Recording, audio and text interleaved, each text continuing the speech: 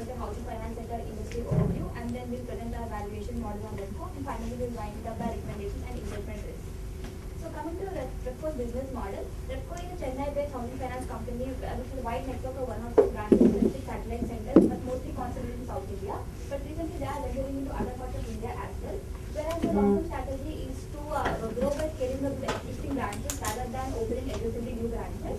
And Repco sources its funds through various sources like borrowing from banks, making NHB refinancing, as well as borrowing from parent Repco Bank, as well as and the money market securities. As Repco is catering to mainly the high-risky non-salary customers, they follow conservative lending practices like LTV of 65% and no risky builder loans. And Repco strategy is as shown here. So basically, Repco want to maintain a strong foothold in the under-penetrated market segment.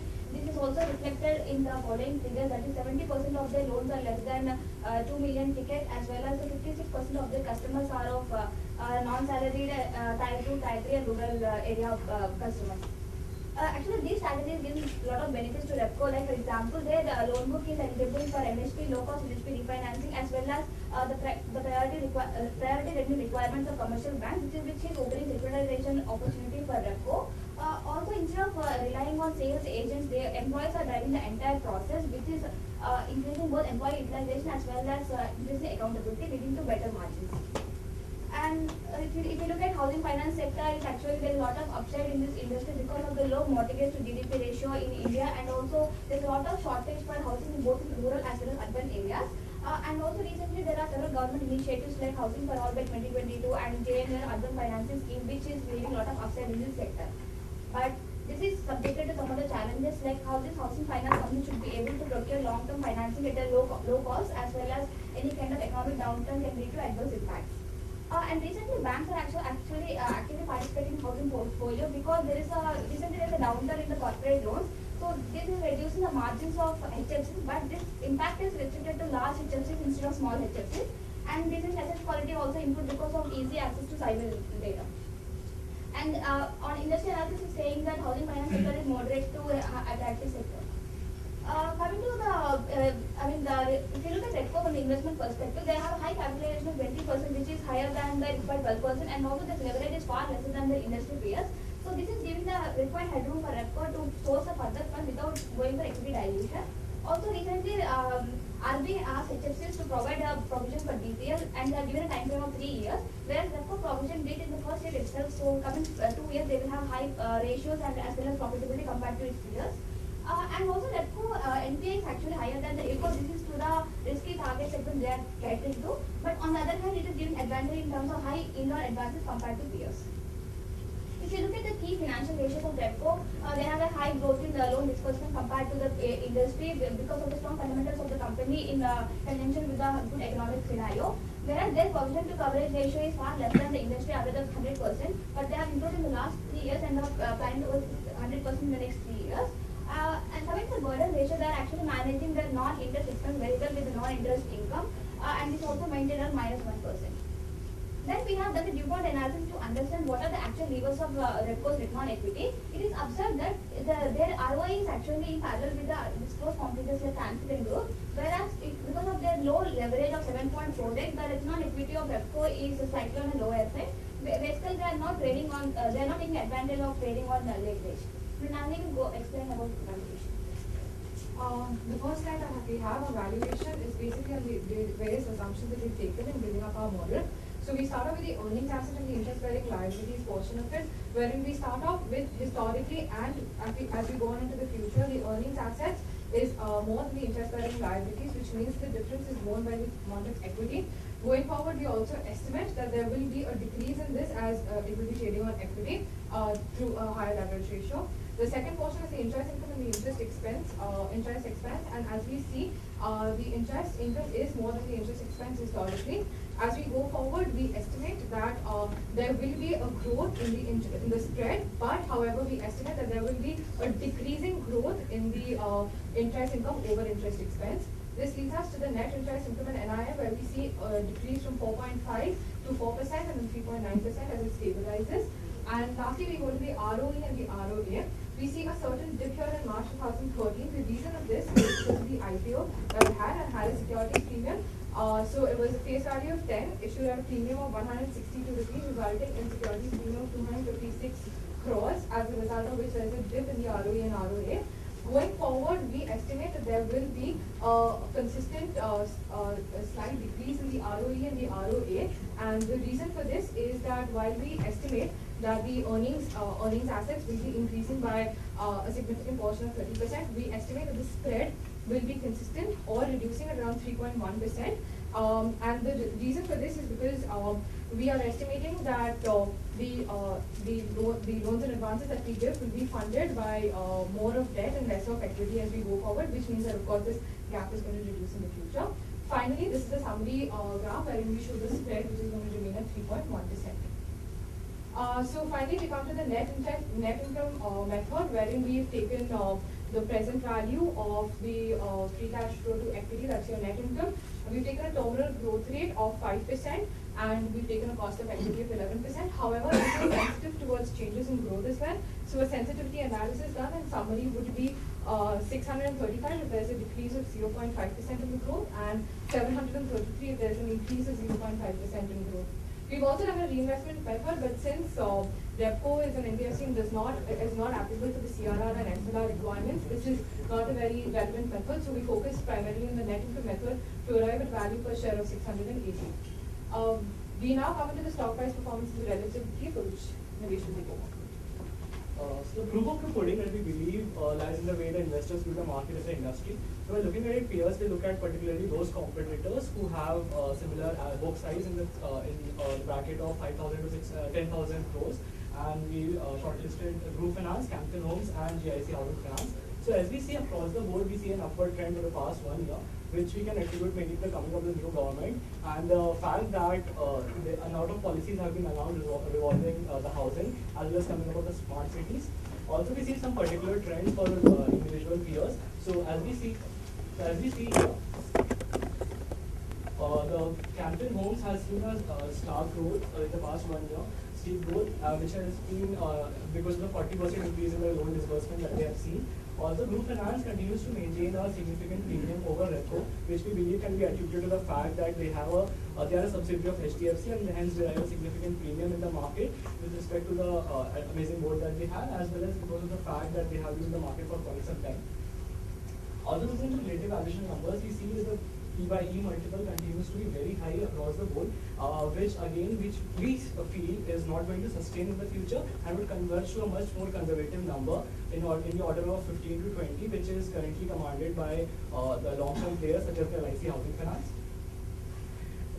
Coming to the sensitivity analysis for the different kind of valuations that we did, here we see from the tornado plot on the right side that the value per share is most highly sensitive to the yields on the earning assets that would be that we have taken for the growth period, as well as the cost of funds for the same time. And these need to be kept in strict check in order for the numbers to come to the numbers that we have come at through our valuation. This is the same which has been done for DDM, but we ignore it here. So finally, looking at all the derivations from the intrinsic valuation as well as relative valuation, as well as coming from the insights from the stock prices, and also highlighting the fact that there has been we covered a sell recommendation because of the fact that the stock prices have been very coming at all that, we come at the sell recommendation in the near term because we feel that a lot of it is contingent upon the fact that because of the passage of policies such as real estate policies as well as passage of land acquisition bill, which have been uncertain in the short term, so which has been already accounted for in the growth rate that we are considering, and hence we recommend a sell recommendation. But in the long term, we of course stick to a hold strategy because we believe that the sustainability of the company's lean operating structure, and hence going forward we say sell in the short term as well as hold in the long term. Of course, the recommendations that we give here are subject to some investment risks which have been highlighted. Thank you. Your dual strategy of recommendations, sell in the short term and hold in the medium term. Right. So, does that mean, supposing I don't have the share, I can't hold the share, right? Right. So you have put the sell on the share, so I don't buy the share. So what do? Do I buy the share, or do I hold the share, or do I sell the share? I don't have the share, right? As of now. He's Franklin Templeton. Right. He needs to buy 1 million shares. Does he But buy I guess or? Franklin Templeton already has an investment. No, that's true. Does he buy the share or does he not buy the share? Okay, so I would say go ahead and, so it depends on the kind of investment horizon that you're looking at. So if you are looking at investing in the short term, as well as if you have a short. So you say you'll lose money in the short term, but you'll make money in the medium term. So why not buy it after you know how much you lost and then buy it? So is it a sell or is it a hold or is it a buy? I'll do that. So if you don't have any shares right now, I would suggest you wait and watch till the winter parliament session is over. And once we come to know about the policies and what the government is talking about in terms of all the land reform bills and the real estate and the GST bills. Is then- this a policy-driven stock?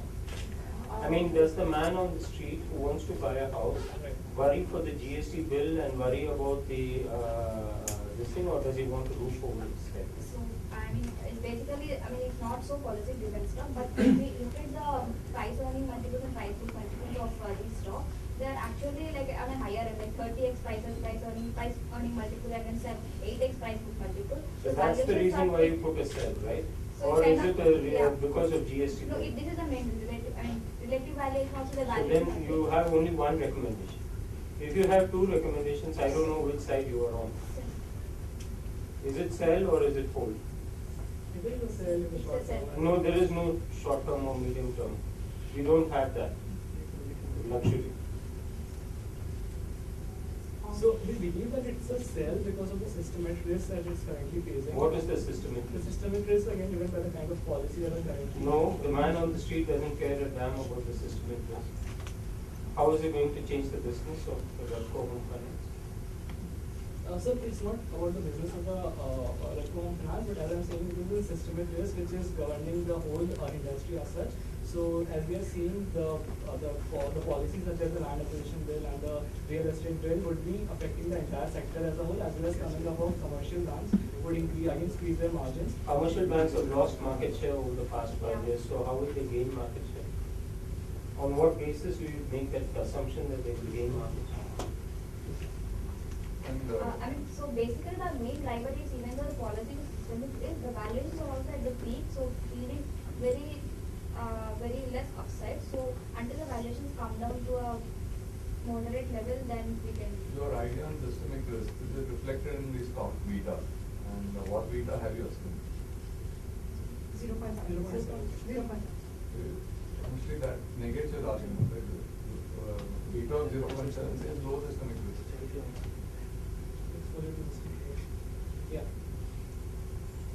So then if we see since the last year, so like since 2011 the stock has been not performing that great, all the stocks in No, HSI. my- Don't look at performance of the stock as a way to judge your stock. You have done all this analysis of your market share, blah, blah, blah, and arrived at an assumption. And you have made your projections. So don't look at stock performance or stock ownership as a way to judge your stock price and future performance. So basically, so if we have to sell and we go with the sell because our target price is 680 and then at the time of report the market price was around 703. So we will go with the. But even that sell, I'm not able to understand. You're saying sell because of systemic risks, but that's not reflected in the beta that you have assumed for valuing the stock. I would understand if you have a beta of 1.2 or 1.5, things is extremely sensitive to market or economic developments. And because of that, I am actually recommending a lower price. Sir, you come from a different perspective. On one of your slides, you mentioned that next 5 years, the return on assets goes from 2% to 1.5%. Can I understand the thought process behind that? Sure. So basically, what all assumptions that we've taken is number one, that return on assets, basically what we're trying to say is that the amount of loans that we're giving and the amount of loans that we're taking in order to fund those loans and advances that we're giving out to the consumers, that will increase. So basically I'm saying that my interest bearing liabilities will be increasing, as a result of which my return, the numerator portion of it, will be increasing at a decreasing rate. because I will be having more costs in court. So that's point one. Point two is I'm assuming that, that's why I forecast that as I'm going forward, my spread will be reducing from 3.2% to 3.1%. The reason being, there's going to be a lot of competitiveness coming into the market, as a result of which I will be bound to reduce the yield on my earnings assets. So these are the two major reasons why we're saying that there will be a decrease in the ROE. Competitiveness, could you highlight who are the people who are entering the field and why you believe that industry will become more profitable than now? And how do you think that their market share will go down rather than go up? What was the basis of the judgment? Which Repco has itself identified in its annual report. So one more to add to Sir's point before, Mr. Rish's point before, so when you say the beta was low, though it is less sensitive, but again it's positive value. So if it's negative, if the market is acting negatively, then again Repco is affecting negatively, right? Beta is 0.7, so it indicates a lesser sensitivity, but again the sensitivity would be